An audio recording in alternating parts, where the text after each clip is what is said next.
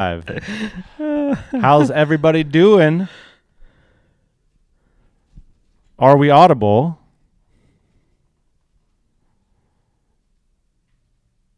I'm waiting for it over here. Live stream. Very cool.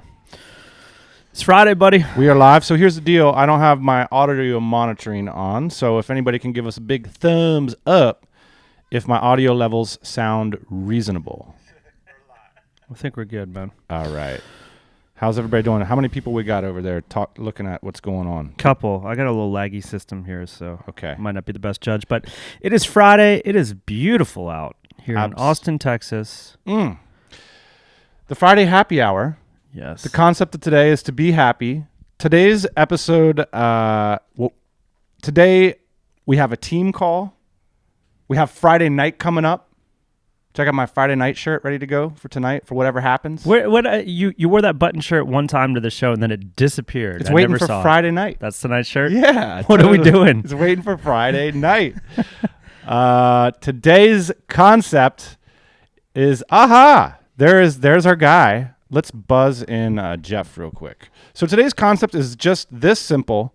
Our top 10 entrepreneurial movies that inspire us, inspire you, and you guys are tasked with coming up with the 10th.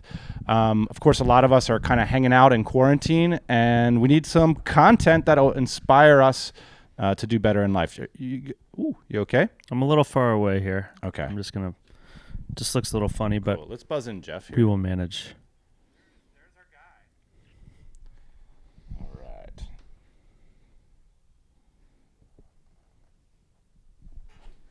Let's see here. I'm so excited for this. Jeff's from Hollywood. We're going to call him Hollywood from here on out. Hollywood. He's got some very strange movie choices. You know how Hollywood people are. The coastal elites. The coastal elites. Let's see here. We got any comments in the live stream about people going to guess which movies we're selecting? Didn't work. Speaking of coastal elites, every coast has its like signature shoe, you know? Southeast would be like the loafer, I think. Or the rainbow sandal? Yeah, or that's definitely a South Carolina thing. Okay. But yeah, the loafer, I didn't know that. The rainbow, and then I think California is definitely the flip-flop. The flip-flop. Yeah. Jeffrey? What's up, guys? He made it. All right. I did. It's early.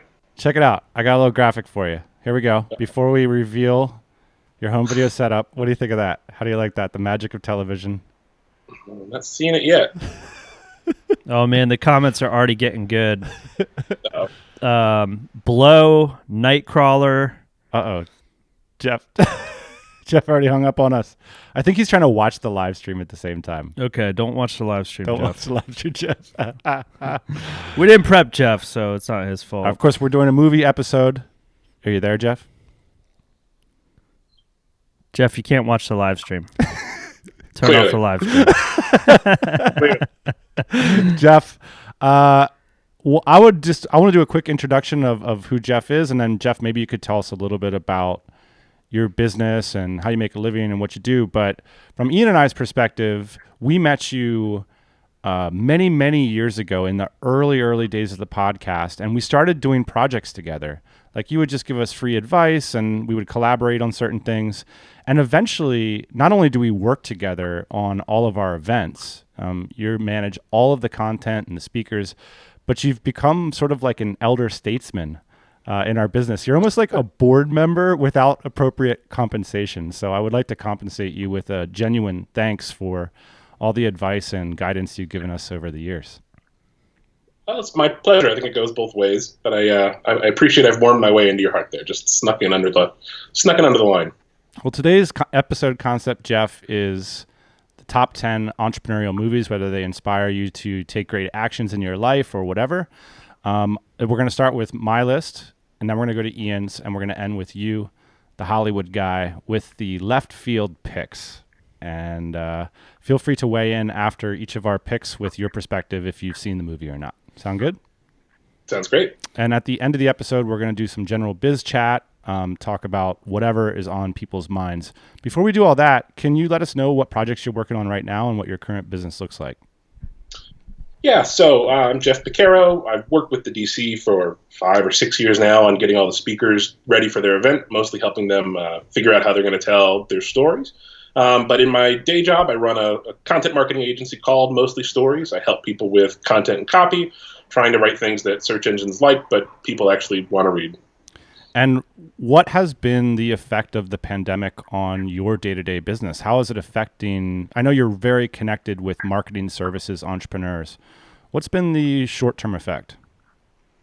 So, making no predictions about what things are going to look like in a month or two, the short-term effect has been kind of nice. It seems like people are taking either money that came out of ad spend or money that they can't spend on other things right now and putting it into long-term investments like content. So both for myself and for people I've been talking to around the industry, everyone's seeing an uptick right now.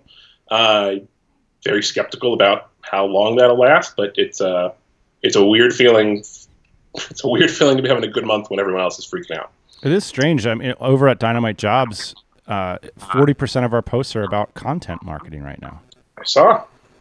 I mean, is this just because people are consuming more content, or is it because it's like the only thing people can do right now, or people all of a sudden are recognizing like, hey, this is a way to drive people to my business when Strategy bandwagon. Strategy bandwagon? I think so, Jeff. Interesting.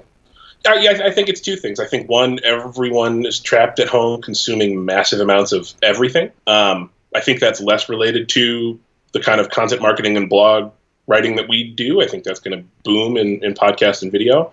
But I think more than anything, at least in the industries that I work in, there are people who've had a crazy run the last couple of years, crazy fundraising, that are sitting on a stack of cash and are saying, what can I do to deploy this right now when everything is shut down? Right. Very interesting. So at the end of this episode, again, we're going to ask the audience to name their favorite movies. Go ahead and drop those in there. And then we're also going to play a game called What's in the Background at Jeff's House? And everybody's going to guess. What I hide from the background at Jeff's house? Jeff, and just to be clear, you are in Los Angeles right now. So, don't be offended if we just call you Hollywood here on out. That's why we're... All right. I'm going to start with my list and have you guys all weigh in. I've got some photos of the movie posters. So my first entrepreneurial movie that I absolutely love is Moneyball. And this is a movie that came out in 2011.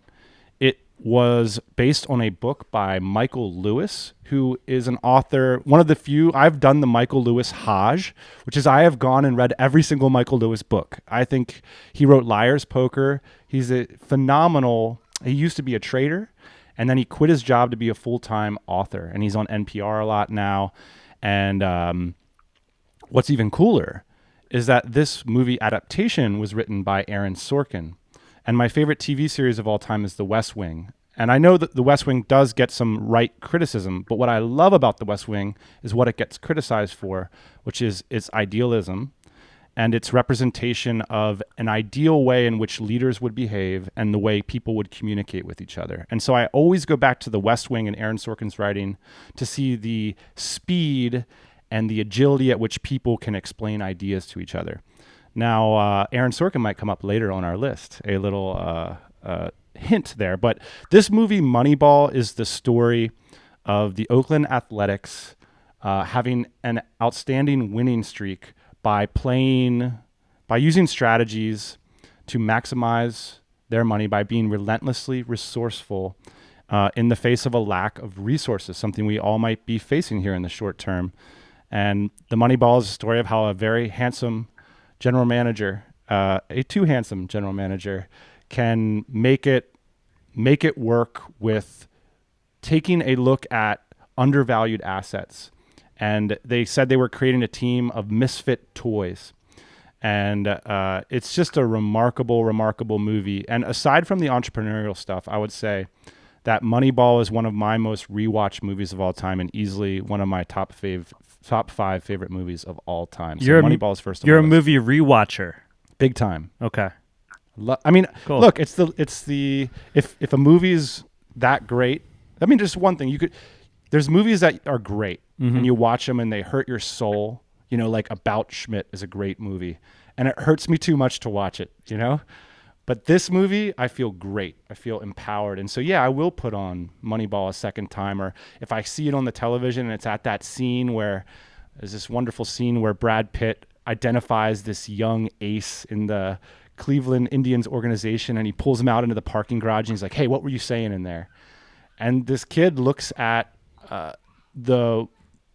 he basically says, like, everybody in the baseball industry is a bunch of dinosaurs. They don't understand that you're not trying to purchase great players. You're trying to purchase wins. Yeah. And it's this great monologue, and it just really inspires you to look at your business and your industry differently. How can you be the Oakland Athletics of your industry? Well, there's been this genre of movies that have come out like Moneyball. It's like basically describing sports teams as businesses, which I find interesting because I'm not that interested in sports, but obviously I'm interested in business. Yeah. And so like the business of winning is fascinating to me. We Totally. started watching this Michael Jordan documentary too. Looking forward to getting back on that. But the business of sports is fascinating. So it's no surprise that Moneyball's made it on this list. Jeff, you got any Moneyball takes? I think the thing I like most about Moneyball is that even if you look at the analytics process in when they've taken it from baseball to football, and it doesn't necessarily work the same way. But I think what's really cool about what the Athletics did and what happens in the movie is that sometimes even if you just take the counterintuitive approach, if you do the thing that no one else is doing, there's room there. There's margin there because other people aren't looking for. Everyone else is looking for the 6'6" quarterback, and if you find the guy who's little but can ball. It can have an advantage, even if it's not necessarily the right quote-unquote way to go. So what I love about the movie is that they think differently about the short guys, about the fat guys, about the guy who bunts, and that they're able to find all of these pieces that are greater than the sum of their parts. Speaking of talent being overlooked, my favorite YouTube deep dive of all time is Linsanity. And, everybody looked at this Asian guy from Harvard and said he had a high basketball IQ.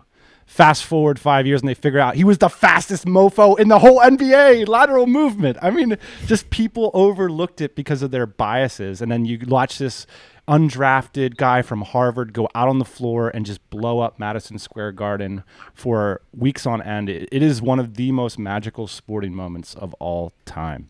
Same kind of concept. And in fact, in Michael Lewis' subsequent book, he mentioned the top Moneyball GM in the NBA, who's Daryl Morey.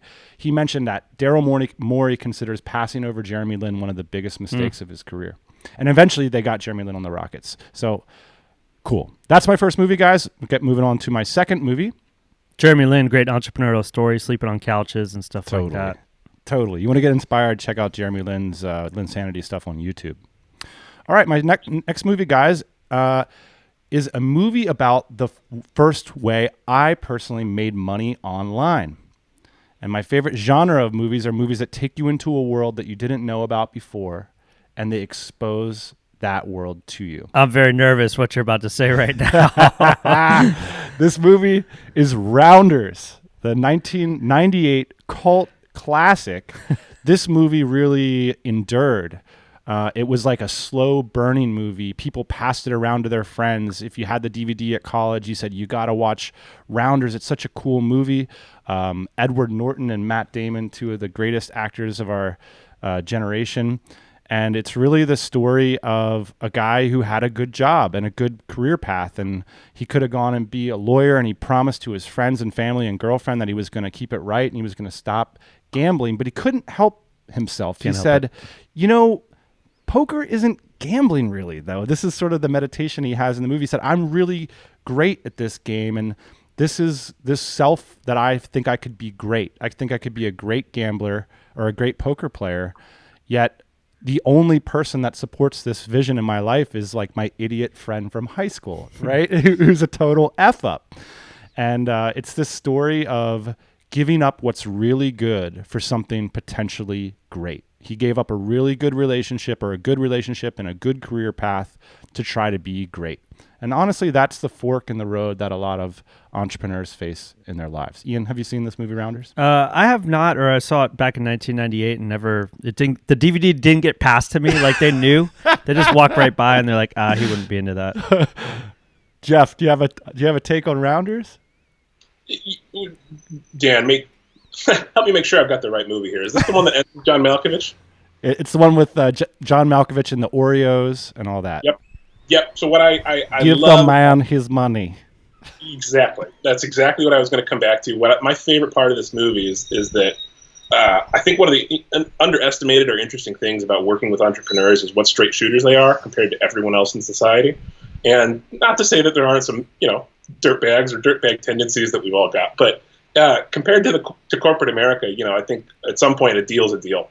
And I love the clarity of that. I love the transparency of that. I love that the entrepreneurs I work with will call me out. Just, be blunt like no one else in my life. So that's what I appreciated about at least part of this movie. Awesome. All right, guys. So my third and final movie is actually the first major motion picture based on a blog. So in the comments, start getting those brains. It features, I'll give another hint, I think the greatest actor of all time. Oh, boy. Guys, I have to listen to this pretty much full time here in The quarantine. greatest actor of all time. This is how you're spending your quarantine. Huh? Yeah. I'll give you another hint. This actor is actually an actress. She lives in my neighborhood now. Oh, Jeff knows who it is. That's funny. My third movie is the 2009 movie Julie and Julia. So this movie is the story of two women, one based in Brooklyn and one who just moved to Paris. And the Julia is, of course, Julia Child, played by Meryl Streep, who is, I think, just everything she does, she wins an award for, and you have to watch her. This is your lady. You bring her up all the time. She's the Trust best. me, guys. She's absolutely the best. So anyway, this woman in Brooklyn, and this is based on a true story and a true blog, decides that she's going to read Julia Child's masterwork and cook all 524 recipes in a full calendar year in her small Brooklyn apartment. And she blogs the whole thing. And it's just a way for her to find purpose in her life to, hey, I'm just going to commit to this thing. I'm going to follow this woman, Julia Child. And what I didn't realize was how much of a boss Julia Child was. And we all know Meryl Streep's a boss. Mm-hmm. But Julia Child got thrust into this move to Paris because her husband got a job there. And she was like, what am I going to do in Paris? I don't speak French. I'm this boisterous American woman, foreigner. So she goes and studies at the Cordon Bleu and rocks up to this famous training kitchen, and she learns the art of French cooking. And she turns around and shares this art with the American household. And she becomes one of the first, maybe I think the first major online or television chefs. And she writes these books, and she becomes worldwide famous. Now, Julia Child, you say that name, and everybody knows exactly who you're talking about. And it's just cool to see that story on screen of this young person without a career moving to Paris and trying to figure out what to do, combined with the modern age blogger who's sitting in a Brooklyn apartment deciding what she's going to do. And this movie is not only inspiring and all that, you get to see Paris. You got a great Stanley Tucci performance who's amazing. It's just such a rewatchable, rewarding movie. And if you haven't seen it yet, 100% recommended. I love the idea of just committing to something for a year because the outcome could be amazing, or it could just be what it is, right? But the idea that you sit down, you cook, and you do the same thing for a year. It's insane. And you can see she knows it's insane when she says, I'm going to cook 500 recipes. It's a dumb idea, but it just might be dumb enough to be brilliant, And I love it. Have you seen this movie, Jeff? My lasting memory of this movie is it's one of the few that we actually went and saw in theaters. And the second we got out, we fired up Yelp, found a French bistro, and made ourselves so sick ordering things off the menu that were in the movie. But yeah, it's fantastic. I got dragged to this one because an old friend was in town who was dying to go. And we get in there, and it's not about French cooking. It's about a blog. So it's fantastic. It's the only time you're going to hear Meryl Streep talk about hot cocks. It's great. Oh, what a great reach, Jeff, man. You're good at this stuff. All right, so my list is done. We're going to toss it on to the boss man. Boss man, let us know your first choice. All right, I've got 3, and then Jeff has got 3. Let me know when you want me to reveal the photo, by the way. Do you want me to toss it up? It's in the order that we decided, right? Correct. Okay, so I'll tease it a little bit. All right. So one of the most important things in business is niche selection. Right? That's right. you've really got to pick your niche, and you got to sometimes pick things that other people don't want, like unsexy businesses. Unsexy niches. That's what We've all about. had several unsexy niches, and so, as you know, they can be some of the most profitable niches because people don't want to do them. They don't want to get their hands dirty. They don't see it as something glamorous. They can't brag to their friends about it. And so that's what this movie's all about. It's Ian's picking an unsexy number one niche movie. Ghostbusters. in a not crowded space. Ghostbusters. I mean, can you imagine a better business than fighting ghosts? Nobody wants to deal with these ghosts. First of all, I mean, the margins must be ridiculous, right? I mean, like, you can't put a price on that. You got a hotel, it's haunted, you need to get rid of the ghost. I mean, you're willing to pay any amount of money for that to happen. Yep. So what happens is this ragtag group of guys gets together, forms a business, becomes friends with the ghost. That ghost, like, lures other ghosts in. They create amazing technology, that thing that you put on the floor and The it thing that opens you up put on the and- floor is epic. Yeah. So they have proprietary information, they have a niche business, and they have relatively low overhead. They're driving an old ambulance.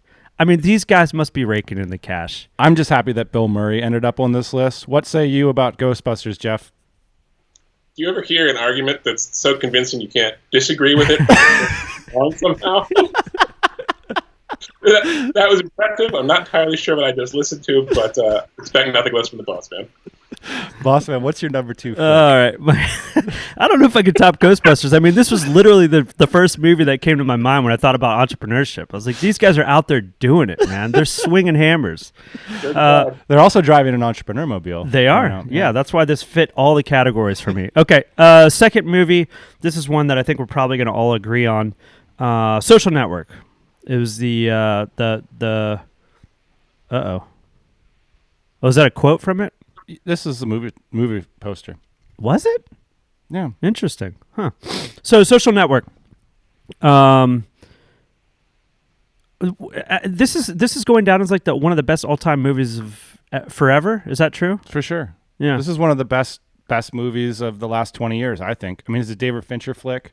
I mean, David Fincher is one of the few directors in Hollywood that people will just go see it because it's a David Fincher movie. He has such a strong voice. So when the movie came out, it was like, oh, you know, this is a movie about Facebook. And so it's like, oh, it's just a movie about Facebook. Who cares? No, it's David Fincher decided to tell this story. The screenplay adaptation was written by Aaron Sorkin. He's back. And so that classic opening scene where they're just barbing back at each other is that classic Aaron Sorkin takes a bunch of cocaine and sits at a typewriter sort of dialogue. Yeah. And this movie got a great Timberlake performance. It's got the classic, you know, should we go big with the Silicon Valley thing, or should we just, you know, keep it in-house and do it our own cool way?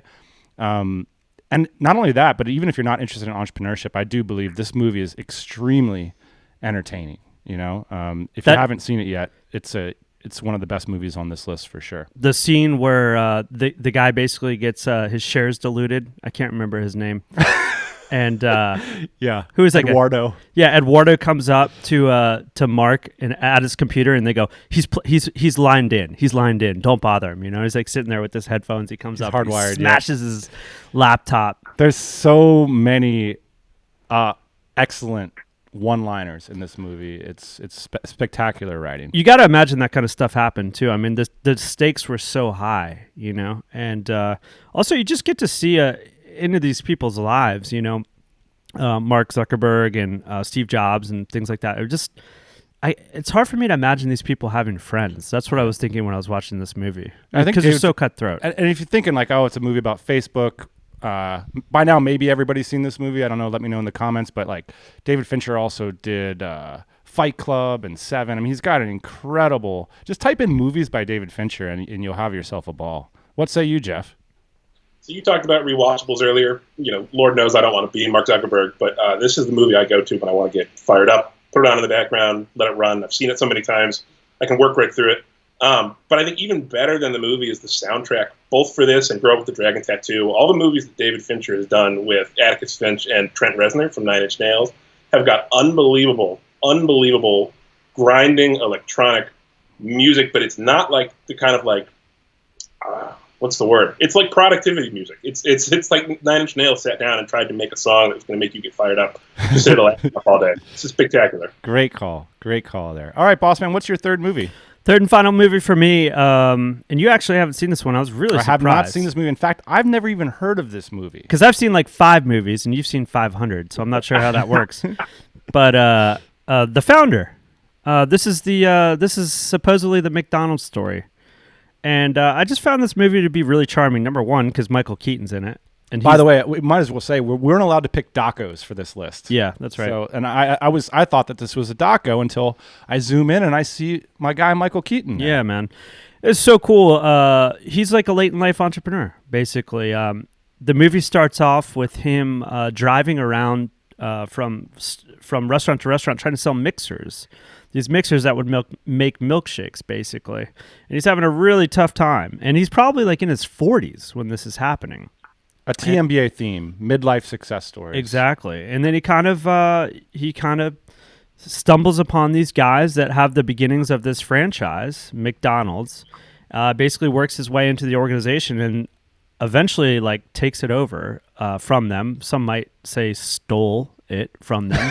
Some might use the word stole. But he had a vision, and I think the guys that were running McDonald's at the time didn't have a clear vision like he did. I mean, he had this vision for mass distribution and restaurants across the country, and that's exactly what he did. So it's kind of the story of that. And, although this guy might have, done a little bit of stealing,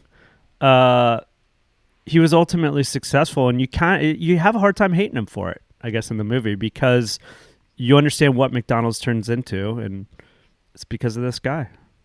Jeff, have you seen this movie? Seen the movie, loved the movie. I think if I can go back to the old days of the podcast, you guys used to talk about, rip, pivot, and jam. This is a little more rip, a little less pivot. But what I love about it is it reminds me of Ian working at the valet stand and taking a look at the equipment he had to work with and saying, this sucks. This guy was in the game, and he managed to stay in the game long enough to find an angle for himself. Very cool. All right, so we've got Ian's 3. We've got my 3. We're going to toss it over to Hollywood. And then we're going to talk about the comments because people are putting some good movies in there that I think we should discuss. Great. Okay. All right, so my explicit goal here, as stated to Dan, was to go weird. I love a lot of the movies on this list, but I wanted to find some things that I thought were a little bit more out of left field, either people might not have seen or that might not have thought of as entrepreneurial movies, although missed Ghostbusters. Total whiff. All right, so, Jeff, we'll roll them out in the order that you prefer. All right. Well, you got the images. I'm going to start with The Aviator, which probably the most classic entrepreneurial story on this list. It's a movie about mental illness. It's about Howard Hughes, who was classic golden era of Hollywood entrepreneur. He had some oil money. Kind of a lot of oil money from his parents, but he wanted to do something on his own. Started off getting into the business of making movies and frankly trying to make the most budget unfriendly, blow it out, insane movies that he could think of. But what that led to was him building a private air force, basically, to film one of these, World War I movies about dogfights. And what that led to was a spectacular financial failure, almost destroyed him, but it led him into the airline industry. And when World War II broke out, his expertise ended up making him a fortune building and selling planes to the military, which then led to him being perfectly primed to get in on the early days of commercial aviation. What I love about this is that this goes back and forth, whether you want to call it shiny object syndrome or over-optimism, any of the entrepreneurial diseases. This guy goes back and forth between overspending, spectacular failure, massive success, doubling down again, never giving up, and the whole time he's going increasingly insane because he's obsessed with these ideas. So at some point he's locked in some Las Vegas penthouse, growing his fingernails to 6 inches long and his hair and going crazy. But every time he manages to get to the brink, he pulls it out. Right before the plane hits the mountain, he pulls up. So this is a very straightforward story of a frankly crazy, obsessed American entrepreneur pulling off something that no one else thought was possible. But I think it does a really good job of dealing with the persistence and the resilience that we all have to go through, especially whether you want to call it the dip or whether it's a global pandemic, to push through and get to the promised land. So the one thing that Jeff's movies all have in common is that none of us have seen them except for Jeff. Excellent. That's not true. I think that I have watched The Aviator, but when did this movie come out, Jeff? In like the 90s? I want to say 2007, 2008, around that time. Well, Leo's in it. Gabriel. It's got to be good. For this list, I did pull up Martin Scorsese's list of films, and this is not the most entrepreneurial film for me. I think in part because of how fantastical so many of the ventures were and how unlikable the main character was. I know this movie was well regarded and stuff like that, and I know Leo is amazing. I love him in The Beach and so many of his movies, but I just didn't like this character, and it was really tough for me to relate to, whereas I look at a movie like Goodfellas and I think, I could do that. You know what I mean? I could do this stuff over here. I'll tell you what, Jeff sold it for me though. Like I'm based on his synopsis of this movie, I'm going to go watch this movie. There you go. That's what we're here to do. Jeff, what's your next movie? Next movie's Chef. So Jon Favreau. Awesome. Right? Jon Favreau, what awesome. a great movie. Star chef. Life falls apart, totally falls apart, and he hits the wall where he says, you know what? I just can't do this anymore. I can't work for this asshole. I can't serve these customers. I want to do something else. So he ends up in a food truck, which is not the greatest business in the world, or the easiest business in the world, but it's an awesome story about someone who's, again, late in life entrepreneur, figuring something out on the fly. And what I love about this movie is it's about the very start of a business, figuring out what the customer actually wants, giving it to them, the regulatory hurdles. He's got the cops on his ass. The money is always just razor thin, but he manages to push through. And I think the story of how he pushes through, especially the relationships with his staff and the relationships with his family, make it a really awesome story about the early days of taking a spark and trying to turn it into a fire. Dustin Hoffman with an all-time asshole boss performance as well. And I love like the kind of metaphor items like the chocolate lava cake as like this old, tired corporate kind of thing. And he really wants to express himself as like what he sees in the world. But in order to do that, he's going to have to take a pay cut. He's going to have to take an enormous hit to his pride. I mean, he was regarded as one of the best chefs in his city. And now all of a sudden he has to eat crow. He has to get shit talked about him on Twitter. You know, and one of the kind of why this movie is just so heartwarming and rewatchable is like the relationship with his son, and that like I think through his son, John, the main character, realizes that all this like lava cake, I'm a big chef stuff doesn't matter to my son at all. Like my son doesn't. He wants to see me care and like do something real, and that is instead of the lava cake, the pork sandwich. That is something so very real. It's from his family. And what a rewatchable movie. When you put this on the list, I absolutely love this flick. It was one of these movies, too, where, like, at first, like, I was watching and I was like, I'm not supposed to like this kind of movie. You know, it's like one of those, I'm like, this isn't my kind of movie. And then the more it comes on, you're like, damn, this is kind of my kind of movie. But, like, I'm not supposed to like this kind of movie, you know? What happened And that kind of happens the whole time through the movie. And at the end, you're like, man, I really like that movie. But I didn't think I liked this kind of movie. Totally. It's confusing to me. And I think I watched it on a plane, too, the first time. So, of course, it was a little bit weepy. Well, there's something lovely about a movie that's in a genre that's supposed to suck. And then all of a sudden you realize, holy shit, this is a 10. Like, this is a great movie. And the other thing that's cool, a little hat tip, there's a wonderful sequence in Austin, Texas.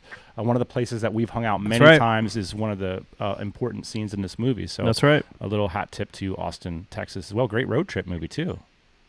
Great road trip movie. And plus, if I can just jump in with a little like meta entrepreneur tip here, I think one of the awesome things about building and running a business is getting to do things your own way and occasionally maybe baking in some treats for yourself.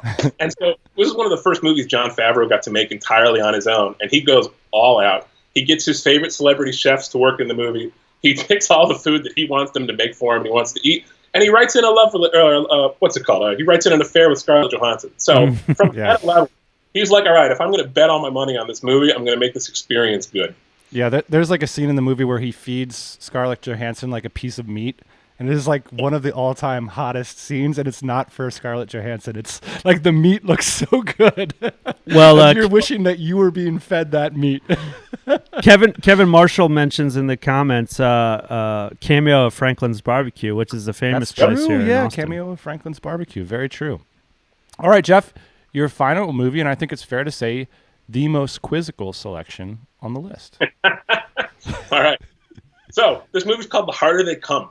It's made by and starring reggae legend Jimmy Cliff. It brought reggae out of Jamaica, well, at least out of Jamaica and London, before Bob Marley even, because it was a cult classic. It's a cult classic, and I had a few I wanted to put on this list. But what I love about this movie is it's set in Jamaica and in this reggae world, but it's the classic, country boy makes good, goes to the big town. But what I love about this movie, and where I think it gets the entrepreneurial tinge to it, is this guy goes to the city and finds out that nothing is as he was told it's going to be, has to figure everything out on his own, and that maybe the things that were promised to him are bullshit, and he's got to figure out his own way.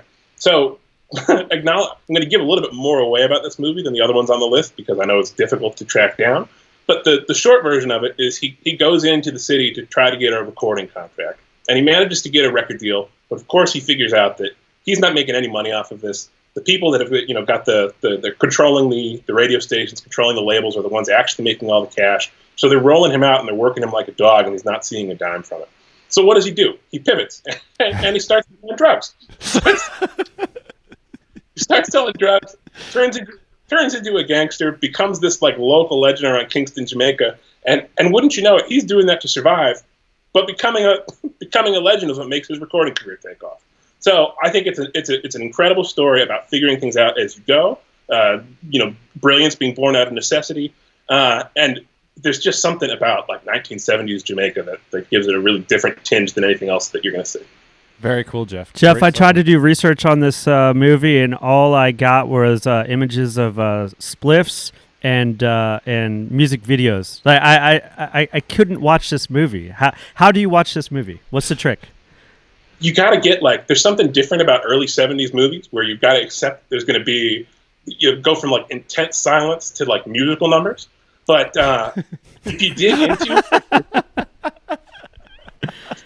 there's really there's some you'll get me on a whole rant about reggae and entrepreneurship some other time. But there's something about these people who just come from absolutely nothing and figuring out how they're going to make it that I got into. That's cool. Very cool. All right, so there's one final movie we want to talk about. Yep, this is the bonus movie, and then we're going to go to the comments. No list can be complete without this movie, the ultimate movie, I think, about entrepreneurship. Yep. It's about the value of compounding effort over time. It's about the value of solid partnerships at the core of any relationships. Yep. And it's the value of being the very best at what you do. And of course, it is the greatest movie of all time. And it's on every single list. Shawshank. That's every why single it's here. list. There is no list without Shawshank, the greatest movie of all time. Jeff, are you as in love with the Shawshank Redemption as everyone else is? I left it off the list because I thought everyone else was going to do it. Let me just say this. This movie ends up on every list, and this is from what I've heard from females that are on like dating sites, like 95% of men list this on their profile as their favorite movie. No, so this just shows that everybody wants to get free. It shows that everyone wants to find their best friend. Everybody wants to find their Red or their Andy, and they want to. It's a wonderful movie. What can you say? All right, Andy Dufresne, all-time entrepreneur, no question about that. So I want to read. Go ahead, Jeff. What's that? The first thing they do is buy a boat. Classic. All right, let's move on to the comments section, guys. Okay, so I'm going to list some of these movies that people are mentioning. If they're there's something that you guys like, shout out why. The first one is Blow. So this is a Johnny Depp movie, selling the cocaine. I don't know why I can't get into Johnny Depp. There's a lot of reasons. Jeff, do you remember this movie? Yeah, man, this was on my draft version of the list before I cut it down. I'm a fan, but I realized quickly that half my list was about selling drugs, so moved on. But unit economics, people. Yeah, unit economics, but why aren't there more? I mean, we talked about this movie when we were building this list, and why don't we consider drug dealers entrepreneurs? Because it's not inspiring.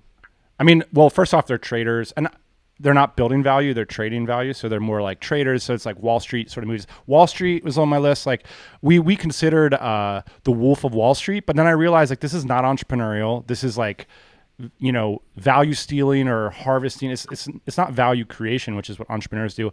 I like that movie. I like movies about drugs. I like the guys popping the lewds all the time and doing crazy stuff, but I don't feel inspired watching that movie. And so I took it off the list. Same thing with Wall Street. Same thing kind of with Boiler Room. Like that's a good movie and it's a cool little cult classic about like cold calls and all that, but not that inspiring. Same thing with Office Space. Demotivating, if anything. Sort of inspiring. I have to put Meryl back on the list here. Devil Wears Prada is a movie that I really, really love. It's sort of a movie about apprenticeship. It's a movie about apprenticeship. There's also another movie with the same actress called The Intern with a Robert De Niro performance. That's actually not all that bad. It's a really sweet Robert De Niro, sort of, he's sort of like gold watch generation Robert De Niro. He comes back to be an intern. They have this like senior program where older people come in to help out around this young hip startup. And it ends up that, his wisdom is much of use to the young startup founder. Certainly something we found true in our career is that like young people who eschew the wisdom of the older generation, which I've certainly been tempted to do, not a good idea. Yeah. There's a lot to learn, of course, from our elders. So that's a cool movie. All right, going down through this list a little bit further, Nightcrawler. I don't know if I've seen this. Have you guys? Yeah, Nightcrawler is a great movie. Oh, that is a creepy movie. That is a creepy movie. Why is it a business movie? Steve A. put it in here. I mean, it's a good question. I mean, he's definitely a freelancer. He's definitely tenacious. Definitely bending the rules. Okay. Well, it's also a movie success story of, coming in the side door and not really doing your typical Hollywood movie, and that a pattern interrupt can be the seed of a really successful new company or brand. Greg Berry writes in the comments, a corny 80s business movie I like is called The Secret of My Success. I don't know if I've seen that. New to me. I would have some resistance to watching a movie with such a title. Greg C. says, The Pursuit of Happiness with Will Smith is one of my favorite entrepreneurial movies. Will Smith. Will Smith is the ultimate entrepreneurial story. Apparently, everybody knew this guy was talented. Obviously, he could do everything from like rap to television to movies to whatever. Everybody loves him. He sat down with his agent before he was the biggest star of all time and basically dissected the top 10 movies of all time. And he said, 8 out of 10 of these movies feature extraterrestrial people or beings, 8 out of 10 of them are sci-fi and like 9 out of 10 of them have a romance. And so he just banged out a bunch of like sci-fi, romantic, extraterrestrial movies. And there you go. Will Smith is the biggest movie star in the world. And he has some quote that says like basically the only difference between you and me is like I'll die before you win. Like if we're on the treadmill, essentially I'm going to keep running until I die. Yeah, Will Smith is like so unrelatable. Like when you watch him, he's like this.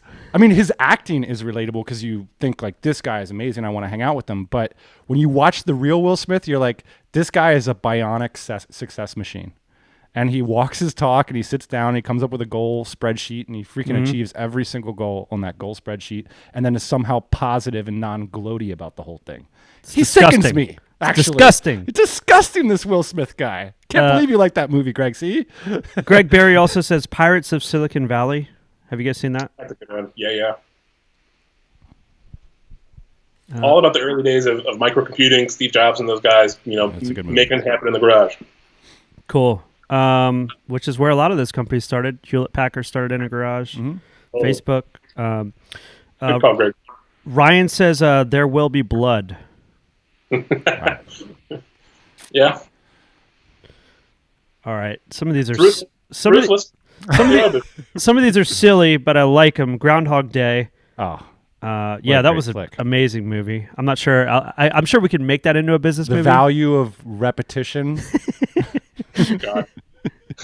Well, he hones his sales pitch over basically 300 failed cold calls, and finally he gets his script down, and he realizes that you got to give a little before you can get what you want in return from everybody. Especially the most valuable things in life are only going to come once you're truly generous in advance. Here's another one that probably should have been on the list. That was recommended to be on the list that didn't end up on the list. Risky Business. Risky Business.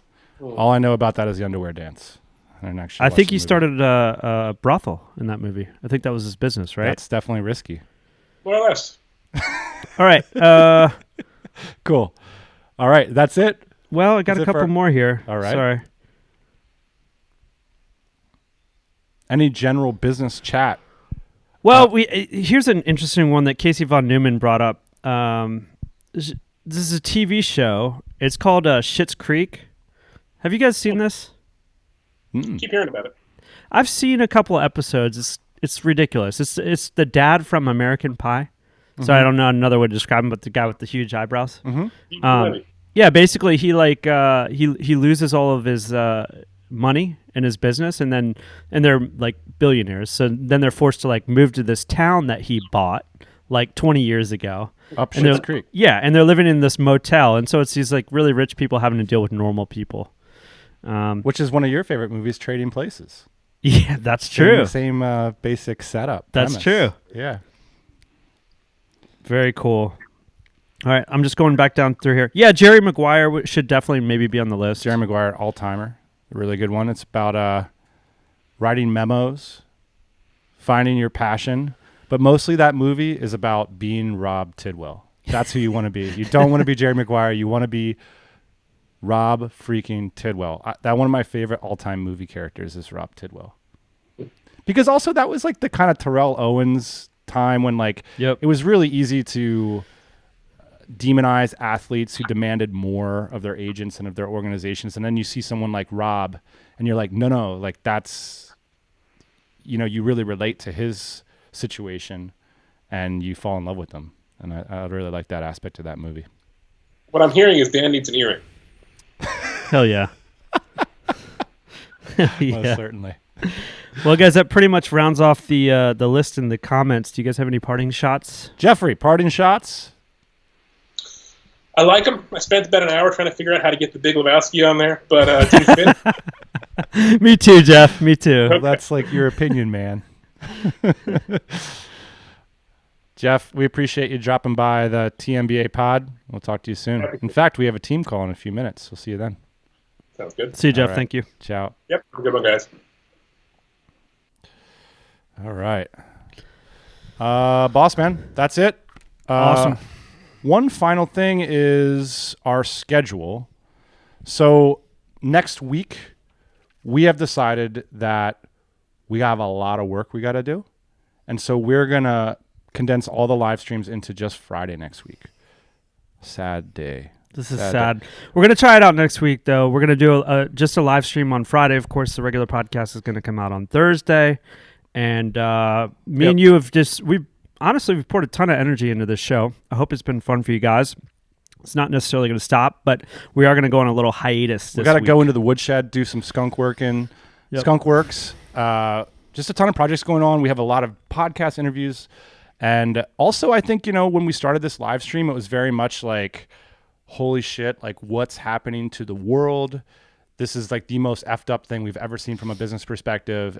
Let's get together and like touch base with a lot of you and exchange emails and phone calls and stuff. And honestly, I think a lot of us are starting to figure out what our new normal is going to look like. Like, I'm very happy to announce that I'm going golfing with a listener of the podcast on Saturday. We will practice social distancing and all that. But in terms of business, it's a big deal, by the way. I mean, like we're in a compound now. Okay, so it's my partner, my son, Dan, and me, and we've basically been locked down for over 6 weeks. I mean, we have not seen another individual except for to buy a car here and there at social distancing. But I mean, like you guys listening, this is, for us, this is like pretty serious, high stakes, and we're trying to figure out what our new normal is, So when Dan's like, hey, I'm thinking about going golfing, like we all sat down as a compound and like decided like the best way to go forward. And I think that this is, sadly or strangely, this is going to be the next year or two, of our existence and trying to make these types of decisions. Yeah. So the live stream was like a really fun way for us to connect and to get some ideas flowing. And we've gotten a lot of those ideas from you guys. And I think next week, we really feel the need to spend these 3 hours on some projects we got going on the Dynamite Circle, Dynamite Jobs. Just a lot going on in the business, but we still love the live stream. So we're going to come back next Friday. And with the topic. We do. Kevin Miller says 5-hour podcast on Friday. Yeah, maybe. It might be, Kevin. Thank you so much. Casey says this has been great, Dan and Ian. It's exactly the lift that I've needed at exactly the right time, especially with no DC Austin. Appreciate you guys chiming in. And we're going to be posting a lot more. We're working with Alex. I'm so excited to have a team call actually after this, which is cool. I mean, one of the greatest things about running a business is that you don't have to do it all alone. You know? Yeah. It's fun to get on the phone with our team who's all around the world. Alex, who works at Dynamite Jobs, has been helping us a lot with the Tropical MBA blog. And so we'll be posting more blog posts. If you want a TMBA style fix, check out our blog over there. And we'll be back next Friday. And of course, Thursday mornings, 8 a.m. Eastern Standard Time. We've got a lot of, we've been on the phone a lot with entrepreneurs like yourselves and cooking up some interviews. Shit, last comment. Fire up the PayPal, Dan. Ben says, I want a refund on the live stream if you guys are stopping. Thank you guys for joining us, and we'll see you next Friday. Ciao, guys.